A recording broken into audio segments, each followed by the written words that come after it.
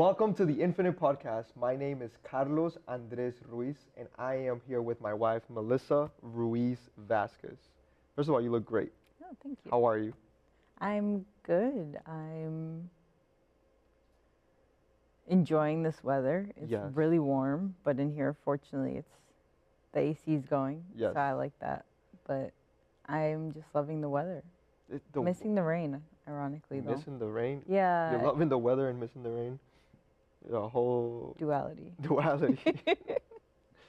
I love when there's light out there. Mm. It feels like the good weather is heading this way, but you never know. It can snow in 3 days here in New England. But I rebuke. so what do we talk about in this podcast, Mel? So whatever we talk about, we always pull it back to relational intelligence, emotional intelligence, and character development. Yes, those are the three pillars that we are so passionate about, not just in this podcast, but in every space that we walk into, whether it's the soccer field, mental performance, or just relationships. We feel that relational intelligence, emotional intelligence, and character development really unlock the fullness of who we are. And it's something that it's not that there's one that's more important than the other, but it's like they are interwoven or intertwined. Mm-hmm. And being able to find how to use them in the right moments. I see it like a ball, like I don't know, like in there's like colors inside, but being able to use it in the right moments and stretch one out a little bit more brings out the best human in us, especially when we use it for the better of others and the better of ourselves, not one or the other. But so yeah, that's what we talk about in this podcast. And today we're gonna go on to part two of a conversation that we started last week with the topic was hiding. Mm-hmm. Yes, and so we've been on a journey of navigating these 6 words that I feel so passionate about, and they've invaded my spirit and my soul. And the 6 words are help humans walk life hiding less. And I was watching the first one on help. It felt like that was the best podcast that we've done yet. So if you haven't watched that one, go and look for it. I think the title was Why We Ask AI for Help, but Not Each Other. Oh. Yeah, that's a really good episode, and I thought it was just really helpful for anybody listening. So today, back to hiding. Okay, we talked a little bit about hiding. I proposed the fact that if we're hiding, it's a personal declaration of hating ourselves anytime that you hide in whichever any way. And hate is an intense word, but I think I would love the opposite. Anytime that you hide less, it's like a declaration of how much you love yourself. And not in a narcissistic way, but in a way of how compelled you are by the gift of your character and identity and creativity and what you were given, not for yourself, but to add to the world. And when you are able to love that part about you, you just walk into spaces differently. Before we go back into our hiding topic, why don't we do our warm-up? Yes, sir. I picked the cards today. I have not looked at So them. do you read them, or I do I don't read know them? if I read them or if you read them. I think last one, I don't remember who read it last. What was the last one was help humans walk life. It was life. Life and, oh. Yes. Oh, and it was hiding. We started with hiding. Okay, I'll go. Okay, that's a pretty. I was gonna say that's pretty easy, but it's a question, and it's for you. It's for both of us. Thank you. All right, you ready? Yeah. I don't know if you're ready for this. Okay. What is your favorite movie? Oh, no. I'm not a movie buff. You're I not suck. a movie buff? Yeah, I'm so bad at watching movies. You know this. Well, like, okay. How do I say this? There's little chance that I sit down and I'm like, I'm gonna watch a movie, and this is the movie I'm gonna watch. So little chance. It has to be like you and I are like, we're gonna watch a movie, and we know If not, we're like doom scrolling through like all the options and we're like, I don't know what to pick. And then we throw on Ted Lasso or like anything that's like comfort watch. I'm not good at sitting down and just like choose a movie. So just what's the last movie that you felt like Yeah, my fault. I took went you on a with? tangent. took you? The last Took movie? me? Yeah, like you're like, oh shoot, I forgot I was watching a movie. I was so into it.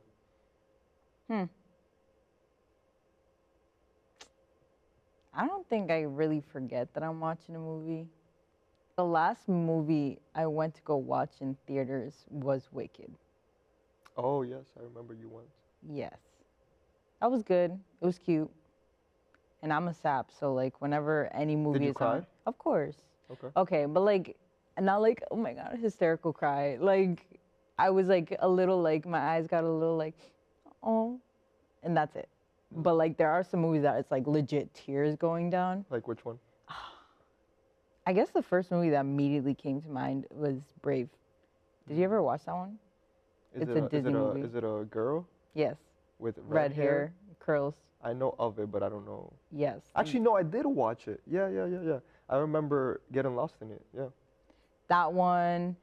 It's a lot of Disney movies now that I'm thinking about it. I'm thinking about now Turning Red, but also like, well, I think we watched Fences.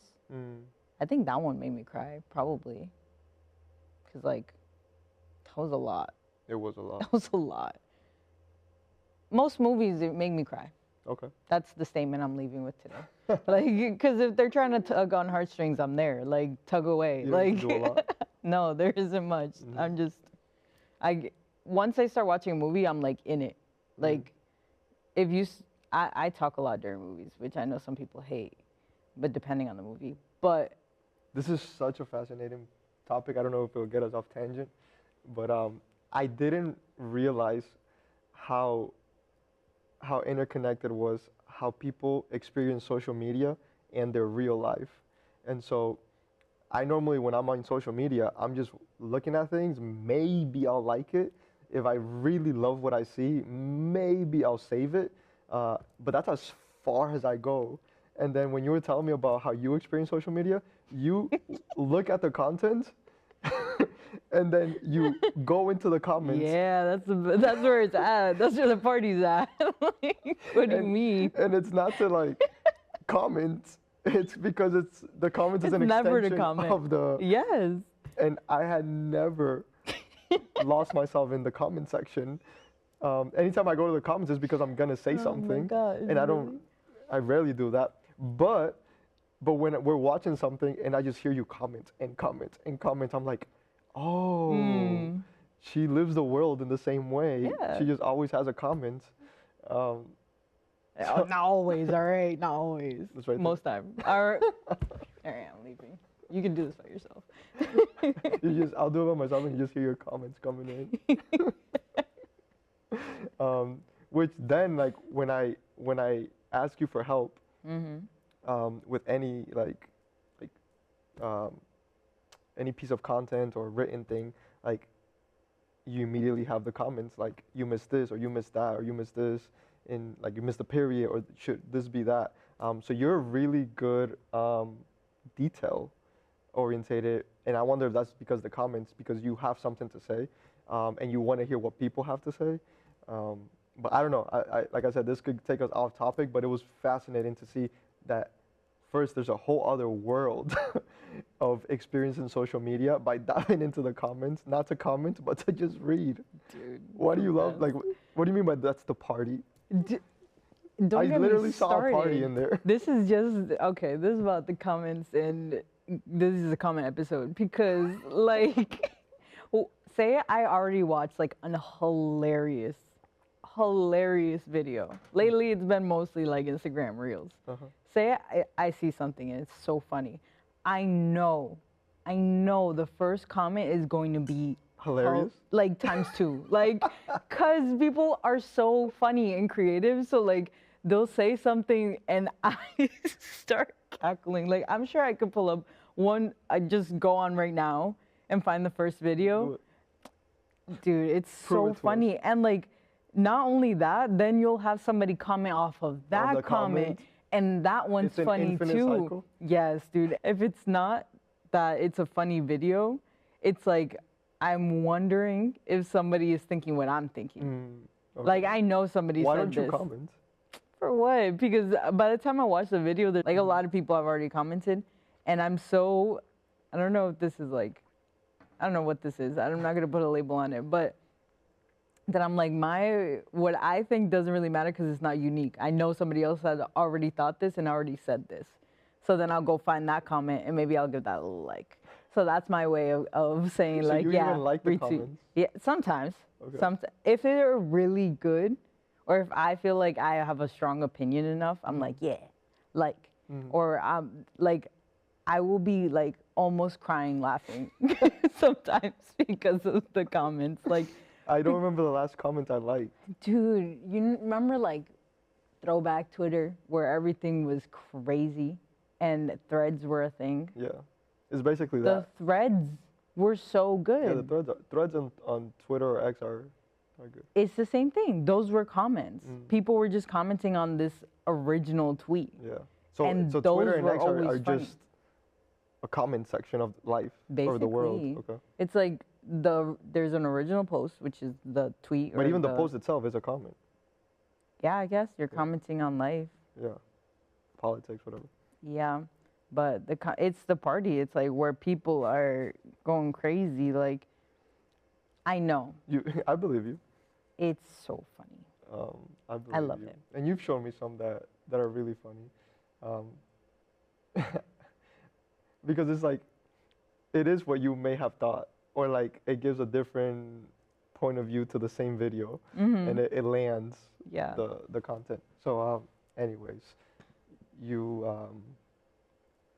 love what? Why did we get there? How did we get there? Were we talking about movies? Yeah, we were talking about movies. Oh, because I talk during movies sometimes. Oh yes. But like if I sit down and watch a movie, I commit to that movie. Like if I think that's why I struggle so hard to like choosing a movie and stuff like that, because I'm like, if I'm gonna start it, I need to finish it. Like I can't have that. I can't make it halfway through a movie and be like, I'm not gonna finish it. Yeah, I don't. No, like I that have to either. commit those however many minutes that movie is. I'm gonna sit down and I'm gonna watch it from beginning to end. I'll watch the credits. No, I'm just kidding. That's forced. But like, and I'm gonna be in the story. Like I'm the type of person that if I'm gonna get up because I need to use the bathroom, I'm gonna pause it because I don't want to miss like anything that's gonna give me the context of understanding the rest of this movie. Or I'm also the kind of person who will like guess what the end is or like guess where everything is going. I feel like you can't help but try to imagine what's next or what does this mean for the plot of the movie.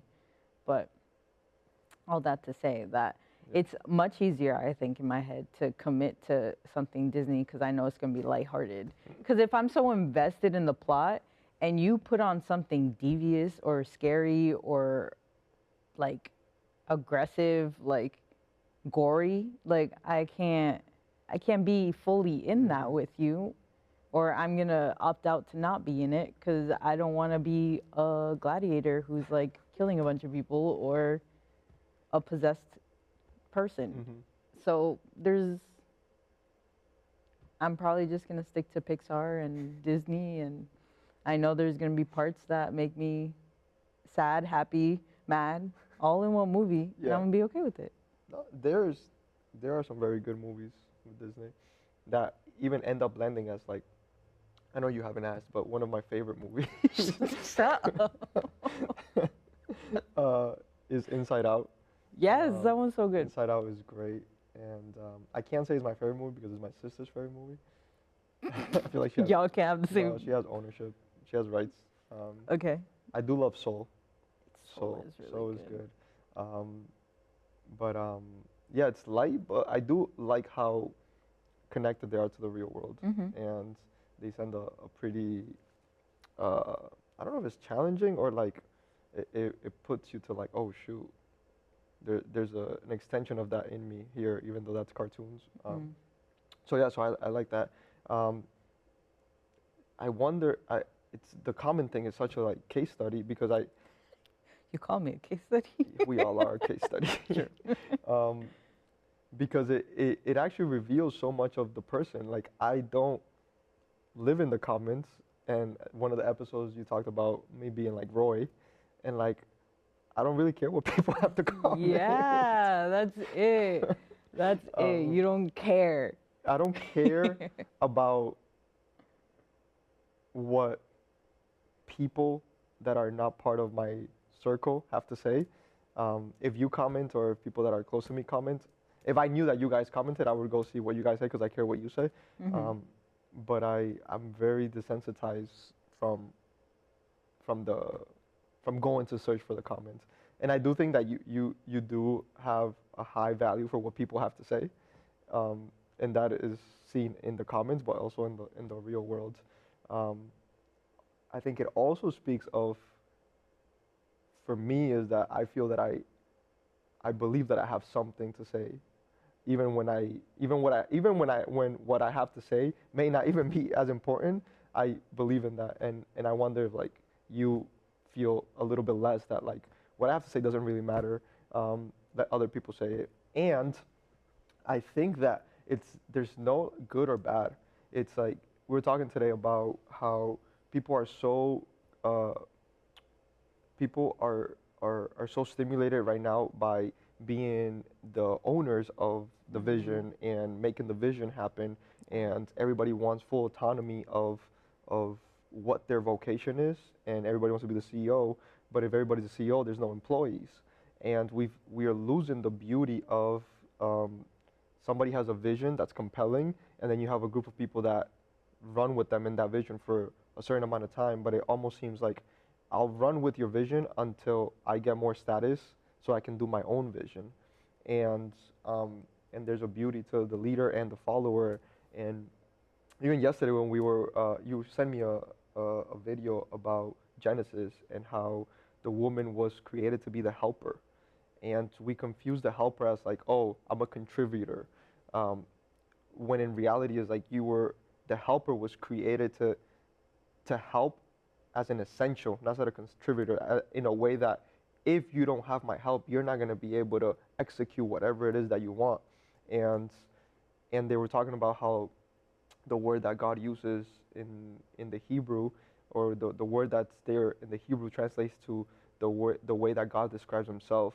And so there's this, what does it look like to have a posture of both, and having a universe where I create the visions and I try to run things that I feel compelled by, and go into other people's universes and serving their vision, and being employees for other people, or helpers, or essential parts of that coming to fruition, but not being the person who comes up with the idea. And yeah, it feels like we only want to be the forefront of the ideas. I don't know if it's because social media gives us the illusion that everybody's watching us. So yeah, I don't.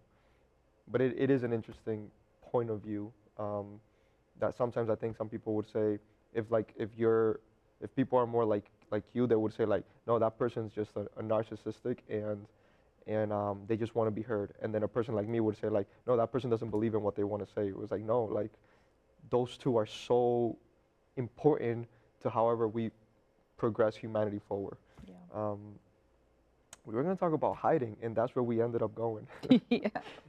But I do, so going back to hiding, the question on movies is interesting because when we have to edit the podcast, or even just any post or filters or whatever it is, like the editing process is not actually anything other than the hiding process.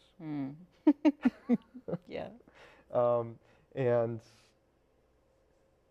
And so we've created a reality where we hide the fact that it's hiding, and we call it editing.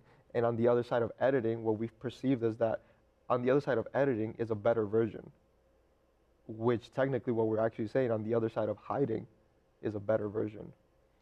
How do you feel about that? It's just crazy because in real, like, for example, when you did when you talk by yourself versus when we talk together, in terms of like filming content, you alone already like present a lot of content in real time, like as a coach, as like Interesting. Yeah. serving in spaces. And there's, like we talked about, there's no editing process there. What people get is what comes Yeah. out, and like if I mess up, who cares? Keep it pushing. There's no like, can we edit that? Can we change that? Let me start again. It's just you keep rolling with the punches. But in this, you get so in your head about like, oh, I can edit that out later, or I can change that. I can make this look in a certain way.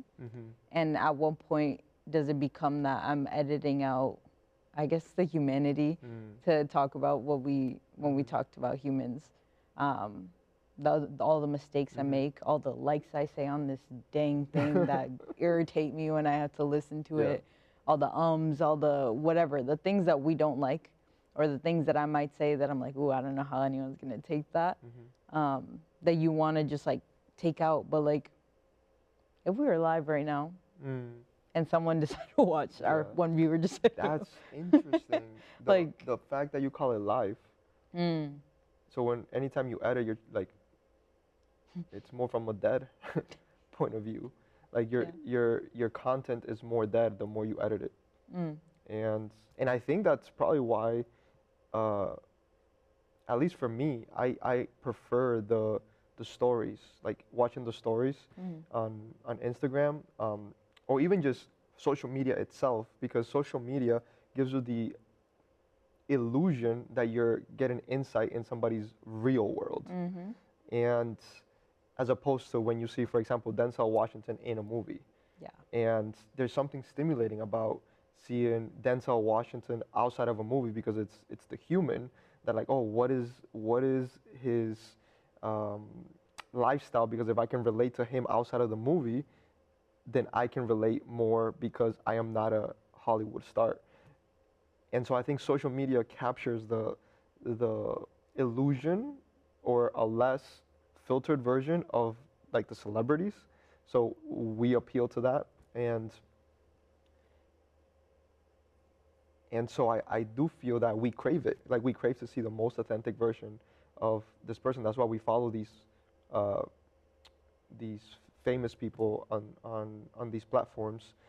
So yeah, so it's just, are we ever not hiding? If we have that question for ourselves, like we were watching Number One on the call sheet, Yeah, I yeah. think I'm Yeah, not yeah. sure if that's exactly what it's called, but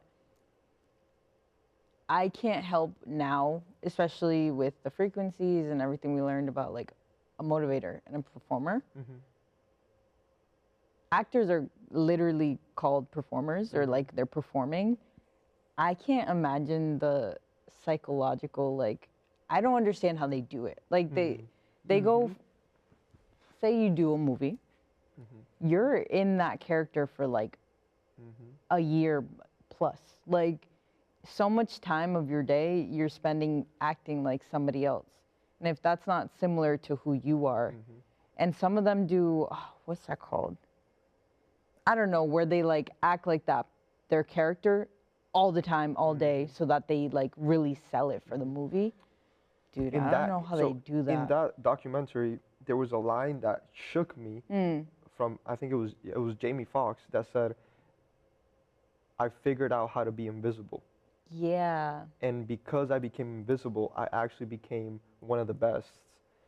And so, in fact, it's like when people start to recognize you for example, Ted Lasso instead of Jason, you're actually more successful. You know, and when you do the best performance or the best movie that you've ever done, you're almost dying to everybody else seeing you again as who you are outside of that movie. And that's such a dangerous road, and they must have to really, really be helped with, like, I'm guessing mental performance experts or any type of like psychological to be able to go. And also like it has to be so hard because you win an Oscar with the role, and now you have to go and play a different role, and now the expectations are you got status because of that role. And how much of Ted Lasso can can we find in another show that has that same actor that reminds of Ted Lasso, and slowly it's like we're not looking for Jason at all, Mm. and you live a reality where like my goal is for people to look forward less to the real me. That's so scary. Yeah. That's so scary. It just makes me think of hiding. Like Yeah. they're just constantly. And like imagine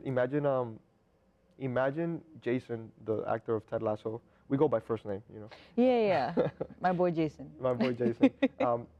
His son goes to school and they say your dad is Ted Lasso. Mm-hmm. So not only he has to live with that, but everybody's telling him what his dad is not. Mm. That has to be so. I don't want to say unhealthy, but I think it is unhealthy if there's not enough moments on which you create boundaries of like I have to remember that this is who I am. Mm. Yeah, that's so dangerous. I think dangerous. It made me think about. Sorry, you were gonna. No, go ahead. Will Smith in that same, like, what's documentary? Mm-hmm. Said he's like, oh, I'm gonna be the best actor like worldwide. Mm. It's like, that's a commitment to Mm. like, not being you Yeah. 24/7. That's also saying I'm gonna become the best at not being myself Mm-hmm. in the world. Yeah, to be whatever it is that they need me to be. Wow, that's tough. That's That's tough. And I'm very cautious. So even when I was gonna start to approach my coaching services as mental performance coaching, I was like, I don't know how I feel about the word performance because performance immediately means that you are not who you are. You have to play another role. And the way that I accepted that title was because we have to go from the reality that we are going to perform. And in fact, if I call it performance, I am creating separation as opposed to I am the soccer player. So no, you're gonna go perform as a soccer player, and then when you come back home, you're back to Andres or whoever you wanna or whoever you are. So I think there is part of it. Even when anybody has addictions, is the first step is to recognize it or to be aware of it. And so I think that as long as we actually use the word performance as this is a moment in which I am going to be not me, I'm going to be an extension of me, and then I'm going to return. And part of our mental performance is helping them optimize their performance in that role, but then making sure they can come back to who they are. And if we don't do that, we would be doing a disservice to anybody that we coach. And it's you can get lost in, well, I'm really helping this athlete perform better and better and better and better and better, and let me just continue to make him believe that he's only that soccer player or basketball player, and then we forget that those are finite. And when that ends, it's good that I helped you in that domain, but I almost killed your real persona in the process, and that is something that I would never want to do to an athlete. Yeah. So funny you mentioned. Funny I mentioned what? Andres. So, when you enter the podcast, your full name is Carlos Andres Ruiz. I want the people to know For the people why you go by Andres and why you essentially hide Carlos. That's a great question. So we don't have time to continue the topic of of hiding. No, that is a great question. Why do I choose to hide Carlos in this season of my life and run with Andres? I don't know if we have time to unpack all of this, but first of all, let me just start at the place where even this podcast is a moment of bringing Carlos back. You know, I is the first moment in which I start to intro myself as Carlos Andres Ruiz to reclaim that version of me. But the biggest reason that I choose to hide Carlos is because Carlos hid Andres for so long. Mm. And Carlos was a very good soccer player and very charismatic, and Carlos was always uh, perceived as uh, somebody that's good at something, and for most of the time it was soccer, and it is my first name, and so when I would go to school in attendance, they would call me Carlos Ruiz, and I felt like correcting every single person was going to be draining, and at the end of the day, in your player career, you got to run with the name that's given more status to what it is that you do, not knowing that performing only as Carlos was not really performing as Carlos, it was performing as a soccer player. And it made me lose the texture of the fullness of what I am and what I represent. It may be very meta, but the reality is like our names are a construct. Like somebody picked that thing. Yeah. And and so that's the biggest reason why I decided to shift. And when I went back to helping at East Boston High School, um, I intentionally decided I'm going to be Coach Andres because they still have like diplomas or pictures or The awards. awards of Carlos Ruiz. And I didn't want to live my entire life based on something that I did good in the past because that would be so easy to just try to continue to just use that when I have an entirety of life to continue to find all the textures of who I am. I wanted to challenge myself to gain credibility from somebody who doesn't have status. And at the end of the day, I will never be able to fully run away from it. Like they end up finding out who I really am, but I don't want that to be the immediate interaction that it's, oh, that's the kid that played at Eastie and got these awards and went Division One, and it made me want to hide because in fact, running with that would actually be hiding who I really am. And yeah, and another part of it is one of the people that um, is no longer with us that I think loved me the absolute most was my grandmother, and well, she still loves me, um, and she called me Andres, Mm.